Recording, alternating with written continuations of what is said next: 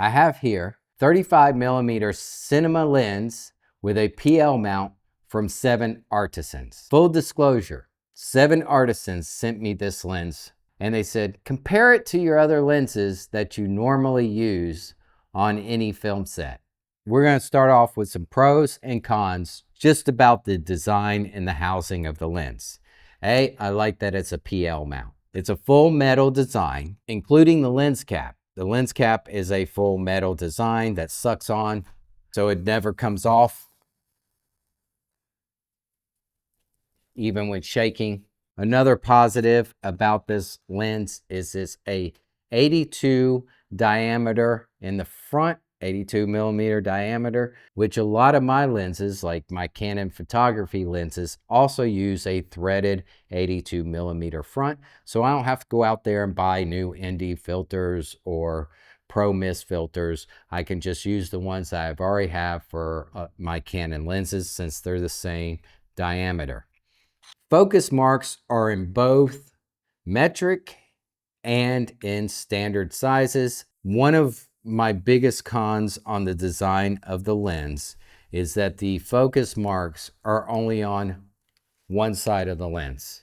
On the operator side, you don't have any feet marks here. So I don't know what my focus is when I'm looking from the operator side. It only has a first AC side, that's first assistant camera side. That's somebody who's working on the opposite side of the camera than me. They're working on this side, they're looking at the lens this way, then they can see the focus marks. But me, as an operator on this side of the lens over here, I don't know where the focus is. That's a downside, especially if you're a solo operator. Number two, it also has to do with the f-stop. The f-stop markings are also only on the first AC side of the lens. They are not on the operator side of the lens. I guess maybe you could flip the lens over and then kind of see everything upside down, but that doesn't make any sense to me. I think the markings need to be on both sides of the lens. In this case, these are cinema lenses, so they are measured in T-stops at least. It does have T-stops here. T and T. Like I was saying before, on these Zeiss compact primes, this is the CP2 Zeiss lens. It has your f-stop and your focus marks on each side of the lens. So if I flip the lens around, like so, I still got an f-stop and I still have my focus marks. And that is true on most all of my cinema lenses, just like the Samyang. Even though I'm not a big fan of the Samyang, it's still the same. F-stop on this side, or T-stop, and T-stop on the opposite side, and the focus marks on both sides of the lens. Another downside is that it does have focus support threaded holes here on both the top and the bottom of the lens, but there's no lens support inside the box. So I don't know if that's something you have to buy extra or why it's not included within this so I can support the lens. A lot of reasons why I want to support this lens in particular is a little bit front heavy. It's fine if you're putting this on a PL mount, but most of the time, especially on smaller projects, I'm going to adapt this with something like an L or PL to L mount adapter. So when doing that, an L mount is not necessarily a professional mount. And a lot of times what I find is when I put a wireless follow focus on here, that the lens likes to jump because it's not really a solid connection. I've got two extra pieces. I got PL to L mount that I'm putting on there, and then I'm putting the PL mount onto that adapter. And a lot of times there's just a little bit of play. So when you're doing something, maybe a quick focus with a wireless motor, the lens sometimes will jump a little bit and then the motor comes off the focus rings. On something like a Zeiss CP2 that has a lens support there, 1/4-20, already that comes with the lenses. So I can tie down that lens extra tight when I pull focus and that motor will not jump. Another con, I feel like this PL mount cap is just a little loose. You can see every time I kind of just do something, the cap is already coming off. I wish the cap was a little bit tighter because I feel like if it's too loose, somebody's just gonna lose it. When I opened up the box, one thing I didn't expect was to have shims in the box. So what are shims? Shims are meant for spacing when you change the lens from a PL mount to, in this case, an EF mount, which is included within this kit. Surprised that they included the EF mount, but did not include the lens support. They also have a Torx bit screwdriver that is included. So when you change out from your PL mount to your EF mount, you have a Torx bit screwdriver. Now, what they really asked me is like, how does it look? And I'm sure that's what everybody out there wants to know. How does it look? Number one, I'm gonna go with the Samyang Zine. This is not a lens that I enjoy. Not very sharp lens. When you stop down to about a T, since this is T-stops, you stop down about T4, it gets a little bit sharper, but still not the sharpest lens out there. Unusable at a T2 or a T1.5. It's just too soft. It's not a lens that I want to bring out for the sharpness. Also doesn't have a whole lot of character in the contrast. It seems a little bit flat kind of look to me. The bokeh. Bokeh is nice in the center of the lens. It does cat eyes on the edges of the lenses, so not a big fan of that because the way it cat eyes, even though some of these other lenses also do cat eyes, it's not a deal breaker for me. It's just something to know that on the edges, especially when you're wide open at a T1.5 or a T2, it is going to cat eye. The lens flare is quite nice. It has a more streaky kind of look to a lens flare, which is very similar to this. And the breathing, I don't really particularly like the breathing on it. Its breathing seems to squeeze a little bit more than all these other lenses. Another lens I'm using is a Canon 16 to 35 millimeter L-series 2.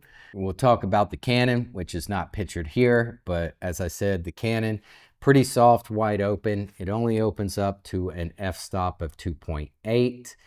The lens breathing, quite nice. Does not breathe as much as the Zeiss lenses. Kind of soft at 2.8. It's not the sharpest lens out there. Even at an f4, it's still not very sharp. The bokeh is very nice though. It's still rounded on the edges of the frame. Not as cat eye as the Zeiss lenses. Has a good look to it. Lens flare is very streaky. Really like that kind of lens flare and that glow that it gives to the frame. My next lens, as we're talking about photography lenses, is going to be the Zeiss Milvus. This is the Zeiss Milvus f2. Bokeh is nice, sharp all the way through the lens. f2, the completely sharp, the fall off on the edges. The bokeh, not great at wide open, but still very nice looking lens, contrast, colors, everything like that. Like I said, the Milvus and the CP2 are very similar lenses. It does have the kind of streaky lens flare. It's got a glow to the lens flare.